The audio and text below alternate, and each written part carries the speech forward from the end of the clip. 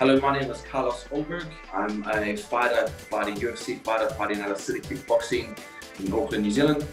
And I am a Samoan, Maori, the Samoan heritage coming out of Walkout, Bailo. And thank you for listening up, guys. From 2011, that's when I had my very first MMA fight. From that year, I remember saying to myself that I wanted to be in the UFC. But this was after, I think, this third fight, MMA fight I had that year, so that's 11. And that's with no training at all.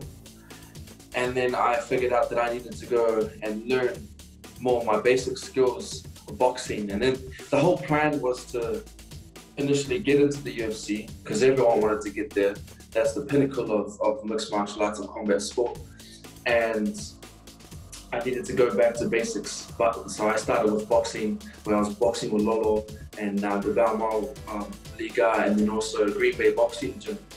And then went into kickboxing as years came, and then now we're getting into the mixed martial arts. So all those years of, I guess, visualizing and telling myself that that's where I want to be and that's where I need to be and where I work towards it. We're finally here, and you know, I'm grateful for that opportunity, and this whole thing has come into place at a time like this, and where it's actually, you know, we're doing all of this through a world pandemic.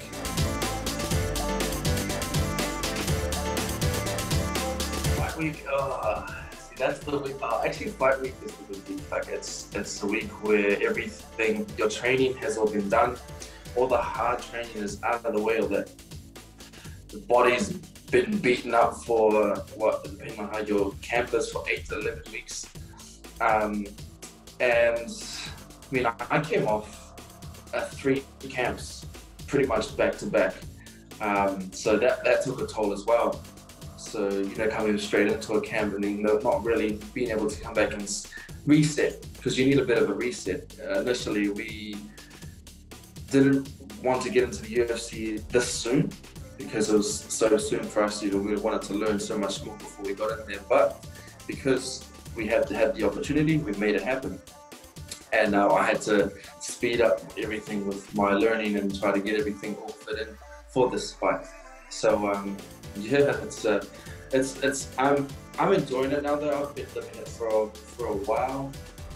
When I was camping with Mark Hunt and a few of the other boys, Tyson and Ty, Tuivasa and all those boys in Thailand. So it's not new to me, but it's great that I'm finally in this position now. So yeah.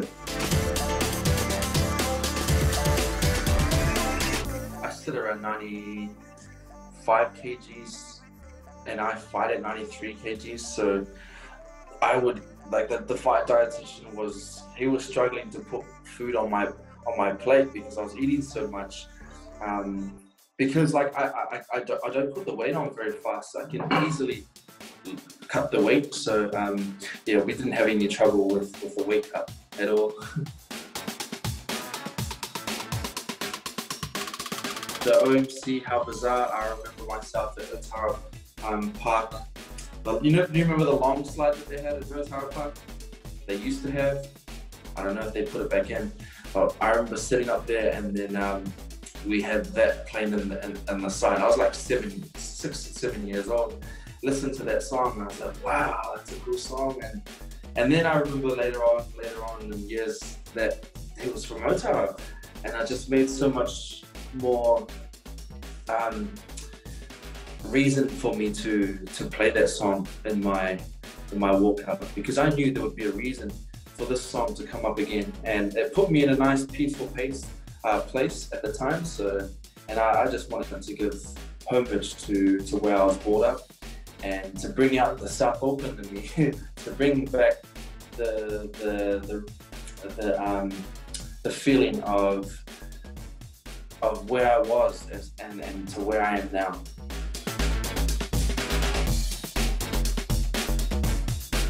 He loves it. He loves watching me fight, and He's come to some of the fights, the local shows in North Shore where I fought MMA as well. And every time I fight, he always watches it. So it's one of those things where he knows that that's my career, that's in the UFC, and all the sacrifices he's done. And I know that he looks up to me in these ways. So I need to be a great performer for him or role model. So I was good. Everything leading up to the fight. Then we go in, walked in, had the song, How Bizarre, and then everything I visualized throughout the weeks I had done in the cage prior. So everything was working to plan. And then I say in the very first 15 seconds, I felt like I had rocked him a bit.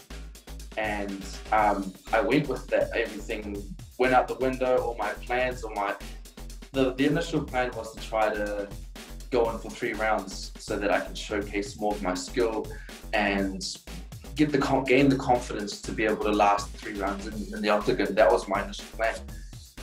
But all of that went out the window as, and like you said, the adrenaline dump started to push in now. And my, as I like to call it, the South Auckland in me was like, okay, I'm gonna finish him now, like, you know what I mean, as well. But yeah, like that, like we managed to get what we wanted from it. Everything on that fight was a great lesson, and everything in that fight was, we took lots of positives from that fight too.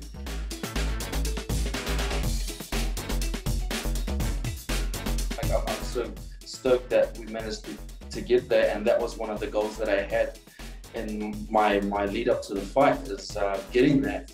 And I think that could have been the reason why I wanted to just jump in and make the finish too. So I'm so stoked that I got that award. You know what? Many times, like I've had this conversation after with Eugene as well. In the fight, where I said to myself, should I take him down? Should I take him down? But in my mind, I'm like, Carlos, you can throw your hands more. Don't take him down, because if you take him down, then something happens. It's on you, man. So I had those little talks with myself in there, it feels like forever when you're in there. And 5 minutes, it can take a toll. I remember hitting him, like wailing some punches into him, like really digging in some punches into his body. And I remember he looked up at the ref and he goes, I'm okay. And I was like, holy fuck. He's eating shots to the body and to the face, and he's looking like, what's his name? Derek Lewis would say, he's okay.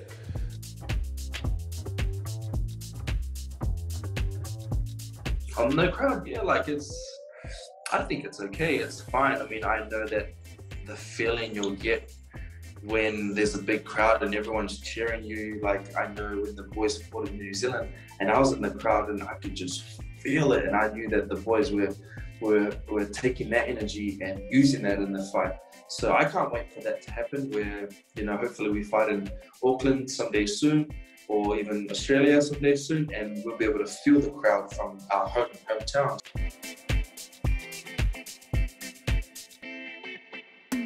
Yeah, definitely. Like it's a fatigue that, because of my adrenaline and everything had gone, like you said, the adrenaline dump, and me wanting to use up all that energy so quickly. Like I said, there are so many positives that we took away from that fight, and because it's all lessons that we've taken away. There's so much more of a game now that I'm thinking, oh wow, okay, so that opens up this sport that I can work towards. So yeah, definitely.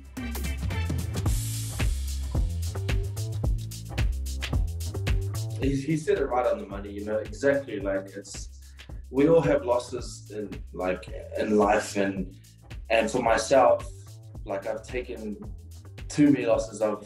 I've shed too many tears in my lifetime to let something like this pull me down. So I know how to overcome adversity. I know I've been there many times. So it's about how I can come back from it now. So I know that, like I said, knowing that it's going to teach me now.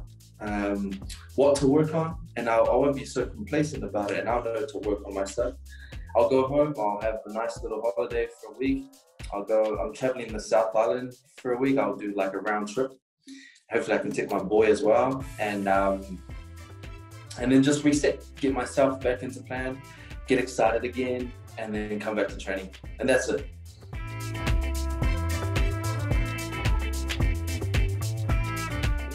Later on in the year, I'll try and get another 2 more this year. Because after the fight, I gone back and watched the videos so many times, and on that day I was just watching over and over and over again, just seeing a lot of the things that I could have done. I did amazing on the fight. Everything went according to plan, and I took so many took so much away from it.